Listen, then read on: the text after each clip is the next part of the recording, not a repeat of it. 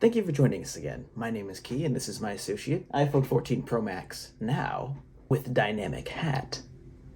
Depending on how hip and with the times you are, you may or may not be aware that Studio Ghibli once made a CGI film in 2020. And oh boy, it sure was a Studio Ghibli film in 2020 that was CGI. The film was made by Gorō Miyazaki, son of well-known director for Studio Ghibli, Hayao Miyazaki. Sorry if I mispronounced the names. But Gorō also made Tales of Earthsea, which is one of Studio Ghibli's more mixed reviews movies. This movie only made $727,000 in the box office, which says a lot. I didn't even know this movie existed until earlier this year when I was looking for the steelbooks to finish my steelbook Studio Ghibli movie collection. I mean, we open up on the scene of a lady on a bike being chased by a seemingly living car, but the scene is so odd because there's no music and it lacks quite literally any tension because of it. And she just does whatever the this is, and immediately after somehow escapes the car because worms overpower windshield wipers in this universe. After this scene, we immediately watch whoever this woman is do exactly what my parents started to do after I told them I was a fan of League of Legends. I think the immediate problem that most people are going to catch on to in this film is how flat everything looks. It's fine in the first scene, it doesn't look that bad because the lighting kind of does a lot of work for it. But the shading, the hair, the background, they all look pretty plasticky.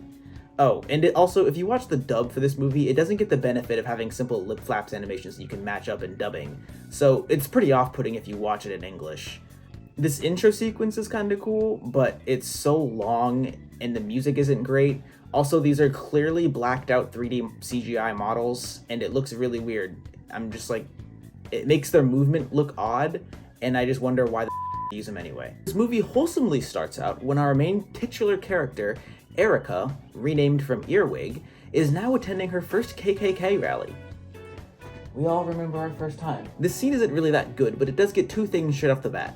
One, Erica sucks. She tells her so-called friend that no one will ever want to adopt him, which is true, but it's still a bitchy thing to say.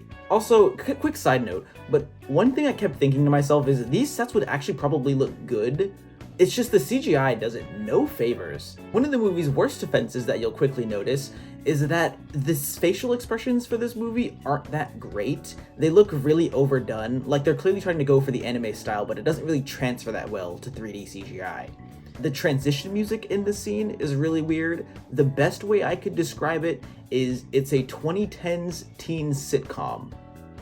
I don't know if that makes sense, but that's probably the most accurate description of it.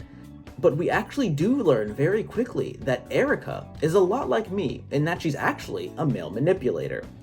She claims to be really good at getting people to do what she wants, but it's much less charming than the movie writers think it is. She comes off as rude and annoying rather than cunning and intelligent. She also does the rock eyebrow. That's funny. But unfortunately, or fortunately, this movie is cut abruptly short when all of the kids are lined up execution style and shot in the head. Oh, and Morbius is here, and this scene is literally never referenced again. I don't know what he's doing in this scene, it just happens. These two adults are clearly looking for a child to abduct, but for some reason they choose the most unruly child, which is weirder still when you realize that they're going to use them for a child slave anyway. Even after causing a scene, they still choose her, and given both of the main characters' melodramatic and serious personalities, that choice doesn't really make much logical sense to me. Also, I think this is the one time the movie foreshadows literally anything. But unfortunately, it doesn't actually matter, as Erica is shortly killed by a truck.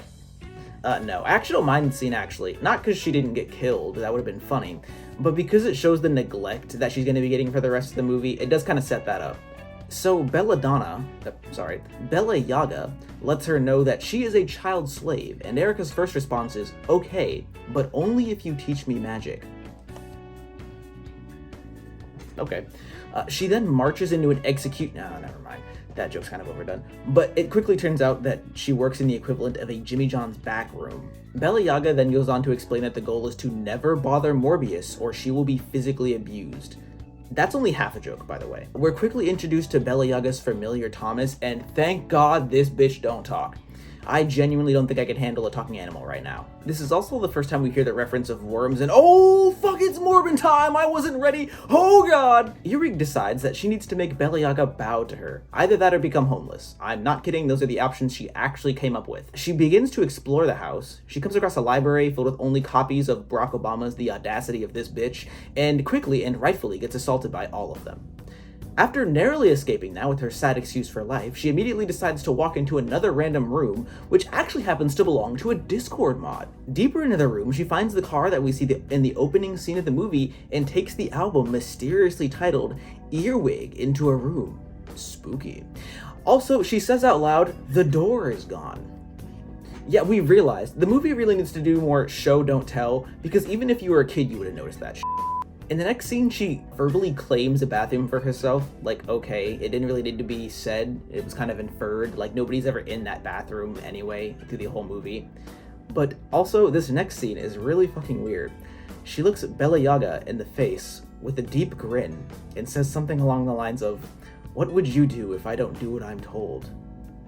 And I gotta be honest, I need to call my ex right now.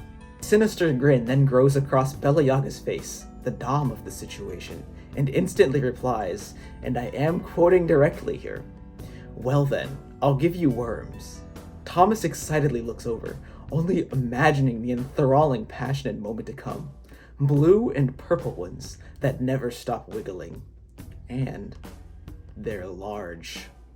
Remember that. I do not know why they added that the worms were large, but it makes the scene so much weirder. Earwig gathering something, but she tries to escape. Baba Yaga then explains that the house is under protection by the Mandrake, so nobody can actually leave, or at least not Erica, because we see Baba Yaga leave later.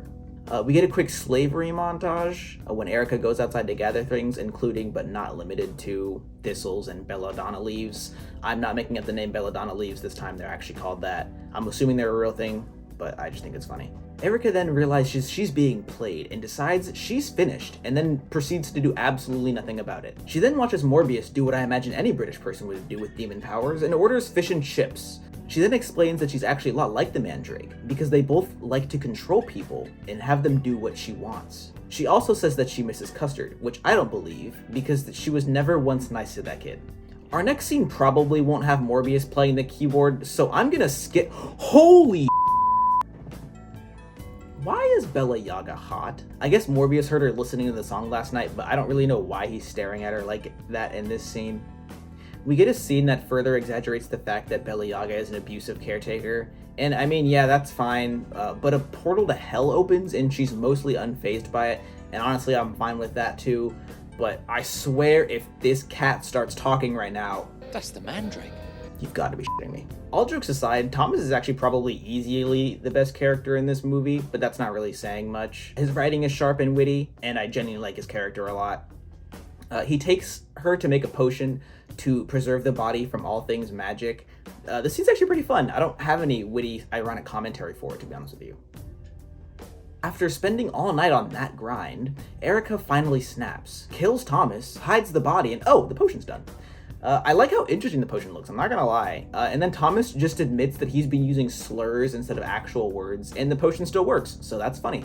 I'd be lying if I said this scene didn't make me slightly uncomfortable, but I'm sure the Smash Brothers lovers in this audience will surely love this scene. Erica finally decides it's time to stand up for herself, and I gotta say, I kind of appreciate that she did that, and oh shit, she just got bitch slapped.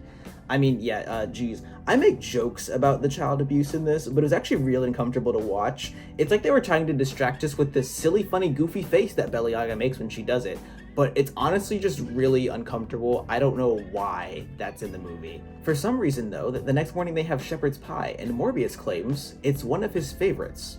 Small world, I guess? But what's the point of this scene? It feels really late to make the Mandrake and Erica have some type of bond. We're 51 minutes into this film, why do that now? Baba Yaga goes to play Twister with the neighbors. Okay.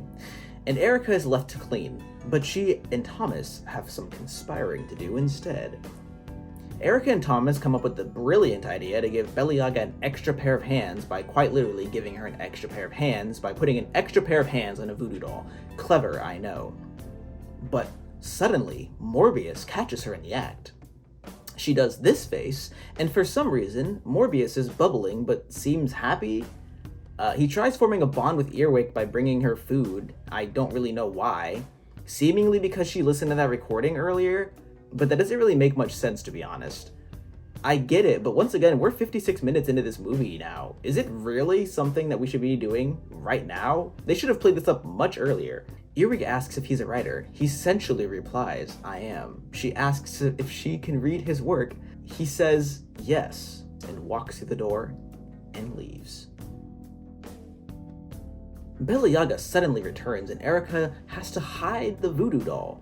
She places the hands haphazardly on her head and voluptuous ass and hides the doll. Earwig needs to find some of Baba Yaga's hair to finish the doll, but she can't find any. She doesn't know where Baba Yaga's room is, but she knows where the Mandrake's room is. So she figures, oh well, Baba Yaga's room might be exactly in that same location as well. What? Holy shit, he's morbing the motherfucking keys, oh my god! Erica quickly gets scared by a bat, closes the glory hole, and finds the exit of the hole in the bathroom. Mysterious. Earwig finds one of Baba Yaga's illustrious hairs left over in her hat and goes to make the Mandrake fried bread, but she's ass at it.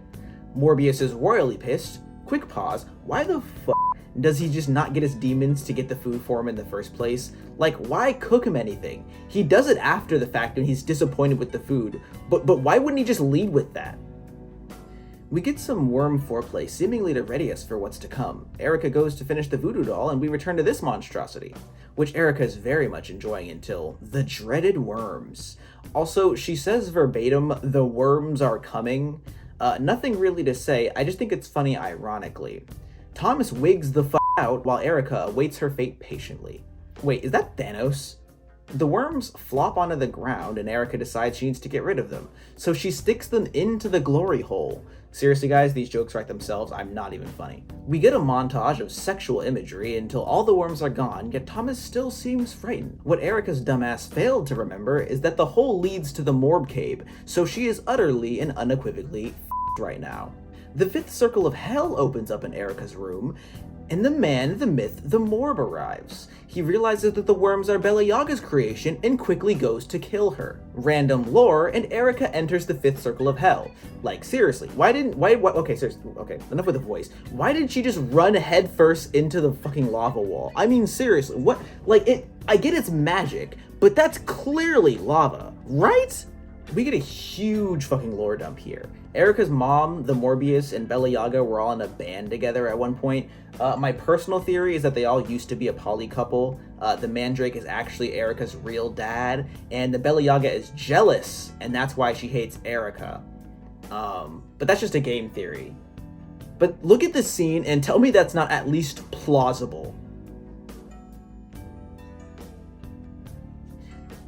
Morbius explains that music is important or some bullshit like that, and then everyone needs to cool their f***ing jets with the worms in this house. God damn, Baba Yaga loves slapping people, but we got another f***ing lore dump. Some shit about witch's law. Erica's mom leaves abruptly and says something about 12 chromes, some seemingly elder band of witches that controls or controlled her life, but it's not referenced again.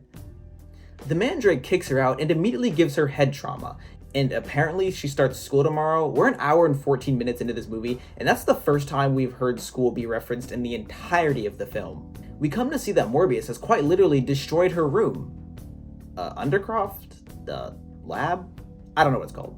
This cringe-ass scene of her drumming and singing happens, and then they finally get started on cleaning. 6 months have passed, and hopefully some shit has happened. Okay, what? Okay, a lot has happened. Namely, the Mandrake has become Erica's personal servant and is also now an established writer. The Morbius bubbles, but I don't understand why, because he seems to be flustered or happy, but it's really hard to tell. His eyes don't do the cackling thing like they did earlier, but later when he reads the newspaper about his accomplishments, they do. The newspaper goes up in flames and he seems genuinely angry about it. Also, even Morbius's demons are loyal to Erica now. None of this makes sense. Oh hey, the kid from the beginning of the movie is here. Oh, and Erica's mom. Dare I say this movie is getting interesting. I can't wait to see what's happening. Wait, it's over?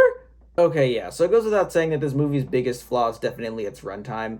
It's 78 minutes long without credits, 82 minutes with them, But this movie basically has no point. They're setting up for this sequel, but even that's confusing because apparently the book that this movie is based off of ends the same way, and the author died in, I believe, 2015. So I have no idea what they were going for here. The movie has like no resolution. There's a first and second act, but they're entirely missing a third. Like, why set up all this lore and backstory for the characters if it doesn't matter anyway? And why do it 7 minutes before the film ends? But even in that, the issues that this movie has are just in its bones. It's less than lovable art style and characters. Like I said earlier, Thomas is the best, and that's just because he stays in his own f***ing lane the whole film. He doesn't really do anything that outstanding. The music in this film is mostly fine except for some montage scene and the transition scenes having some really weird music.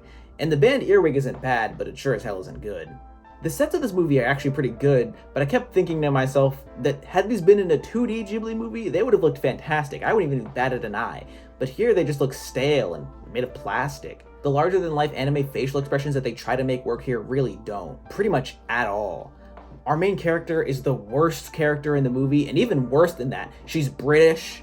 I'd like to think of all the ways that I could have saved this movie if I was writing it, but truthfully, I'm not sure you can. It's not fun to watch with friends, it's not fun to watch alone. This isn't a review, but if it was, I'd be giving it a 2 out of 10 on the critical score and a 3 out of 10 on the fun score. I really think Studio Ghibli needs to stay in their own lane. And I don't mean in a storytelling way. To be honest, a movie's story can be ass and still be enjoyable, but the art style is really killing this movie.